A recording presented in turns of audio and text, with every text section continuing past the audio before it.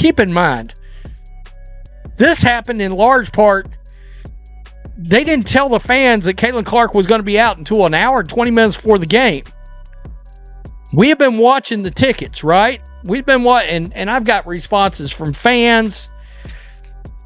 This is just wild. And I've got the attendance. 3,254 empty seats. It's officially the lowest game of the Caitlin Clark era. The Indiana Fever reportedly believed that fans would still attend games even after a last-minute decision involving star guard Caitlin Clark. Instead, the situation quickly backfired, with the arena attendance dropping so sharply that it was being compared to an almost empty, post-apocalyptic basketball scene. Ticket prices also reportedly fell, while fans began investigating the situation online and sharing theories across social media. Now, the situation has sparked a major question around the league. Did the Indiana Fever unintentionally trigger a backlash or boycott against themselves while trying to manage decisions involving the biggest star in women's basketball, Caitlin Clark? Come with Amber Cox, Kelly Krauskopf, Stephanie White, and the Indiana Fever mobsters. Give me your money right now. That is what the Indiana Fever are doing to Caitlin Clark fans as they continue to lie, they continue to scam fans for their money when they know she's not going to play. The Indiana Fever made the decision to not let fans know Caitlin Clark would not be playing in today's game versus the Portland Fire until 1 hour before the goddamn. If you're enjoying the content, please consider subscribing to the channel. It helps more than you might think. What was expected to be another high-energy night featuring Caitlin Clark quickly turned into something completely different. Instead of the usual packed arena and loud, electric atmosphere, fans arrived expecting the typical Clark effect, but were met with unusually quiet and underwhelming crowd energy, almost like a near-empty arena compared to normal standards. Indiana Fever front office and their nonsense, and it only took up until Game 5 for it all to begin as Caitlin Clark out for tonight's game. Back adjustments. Oh, they're just routine back adjustments. Not a big deal. Oh, it's going to be happening all season. It's not a big deal. It's no problem. It's just a back adjustment. Just a back. Instead, they arrived to find rows of empty seats, ticket prices dropping rapidly in real time, and confused fans constantly refreshing their phones. Many were trying to understand how a single late announcement could suddenly turn one of the WNBA's most exciting teams into the internet's latest disaster story. The Indiana Fever beat the Portland Fire tonight, but I don't think that's anything anybody cares about at this point. Caitlin Clark did not play in the game, and at this point, the Indiana Fever have given themselves no reason to be trusted by you. In what feels like deja vu from last year, vague injury reports, half-truths, outright lies, and one hand not knowing what the other is doing. And the most surprising part wasn't even the final score. The real controversy began well before tip-off, as fans reportedly only learned about Caitlin Clark's absence shortly before the game began. That late announcement immediately pushed social media into full investigation mode, with people trying to figure out what had happened behind the scenes. That was a rough one, and I'm going to be real here. The attendance numbers is a very, very concerning sign.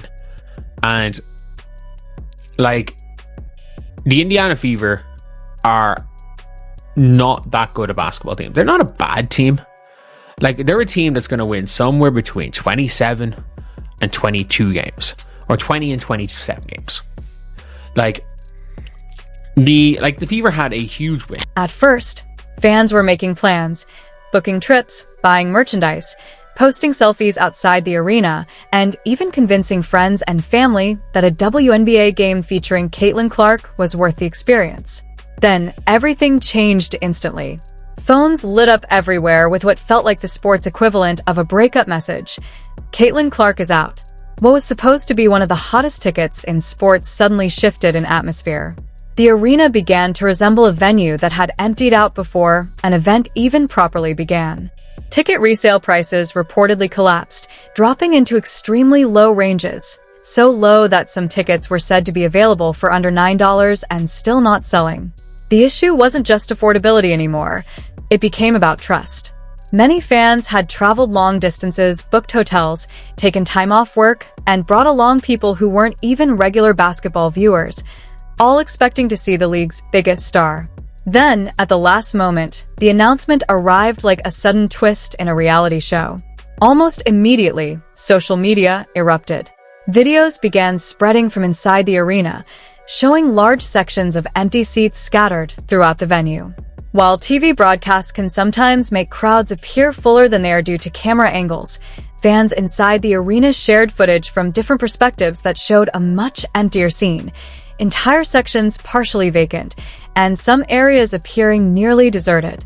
This is going to be a long season dealing with Stephanie White. Now, the Indiana Fever is currently playing a game, but I couldn't stomach watching it any longer. So I'll put it up here in the corner here so you guys can see it while I'm making this video.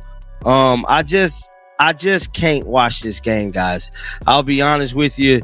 It's the fourth quarter. It's currently how many minutes left? 7 minutes left in the fourth. Indiana Fever's clearly going to win this game. One fan even joked that the loudest sound in the arena was probably the echo coming from the concession stands. But the frustration wasn't only about Caitlin Clark being unavailable. Many fans were more upset about the timing of the announcement, believing the Indiana Fever had waited too long to officially confirm her absence. That delay became the main spark that intensified the backlash. Online, speculation quickly escalated, with some accusing the organization of intentionally holding back the news to avoid a sharp drop in ticket sales before the game. Whether or not that was true, the perception itself spread rapidly and became accepted as reality in online discussions. The situation also revived older frustrations that fans already had with the organization. Since Caitlin Clark entered the league, every injury update, every day-to-day status, and every vague coach comment has been dissected heavily by fans. What used to be simple updates like minor soreness are no longer taken at face value. Many fans now immediately begin speculating and building theories. Of course, athletes regularly deal with soreness, especially during intense schedules. But confusion grew because the messaging around Clark's condition seemed inconsistent. At one point, she was described as healthy, while at another it was suggested the injury was serious enough that playing would be risky. That contradiction fueled even more confusion, because while fans can accept bad news, what they struggle with most is unclear or conflicting information. Let's talk about some Caitlin Clark. Colin Cowherd, who went on his show today and had some things to say about, what she's doing in her career so far. I'll let you guys take a listen. To the league, rookie sensation, year 2, last year she's hurt. Year 3, okay, her stats are great again. When is she going to start winning at the next level? She has not won a playoff series yet. And so my take is she has her Pippin. Kelsey Mitchell was a player that got some MVP votes. And this is not like hating on. The Caitlin Clark situation shows how much the pressure around the WNBA has changed. What would normally be a routine injury absence has turned into a national debate involving attendance, media scrutiny, fan backlash, and online conspiracy theories. It highlights how one player's status can now drive massive attention and controversy across the entire league, whether it's fully prepared for that level of spotlight or not.